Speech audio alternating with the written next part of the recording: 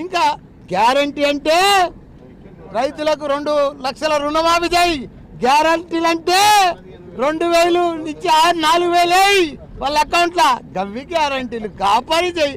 అసలు వాళ్ళకి పరిపాలనే వస్తలేదయ్యా. వాళ్ళు అడిబారు గుడి దెబ్బకు వచ్చేసారు.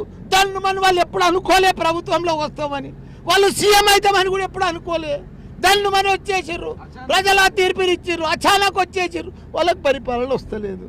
కాబట్టి వాళ్ళు తిక మక ఎట్లకెళ్ళి కేసీఆర్ తప్పు పట్టాలి, కేటీఆర్ తప్పు పట్టాలి, హరీష్ రావు తప్పు పట్టాలి, మాయ మాటలు చెప్పి వచ్చారు. కాబట్టి ఇవన్నీ అబద్ధాలు ఆడి వాళ్ళను గొప్ప మహాత్ములను ఇవాళ హైదరాబాద్, ఇంత పెద్ద హైదరాబాద్ ఎవరు చేసిర్రా? మా కేటీఆర్ 9 లక్షల ఉద్యోగాలు చేస్తురా, ఐటీ ఉద్యోగాలు.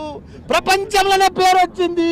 వీళ్ళకి అసలు ఐటీ ఉద్యోగాలలో మాట్లాడ కూడా వస్తలేదు. ఆ ప్రోగ్రాంలలో పోయి దావుస్ పోయి కూడా మాట్లాడొస్తలేదు. ఇంత బాధాకరం అవుతుంది.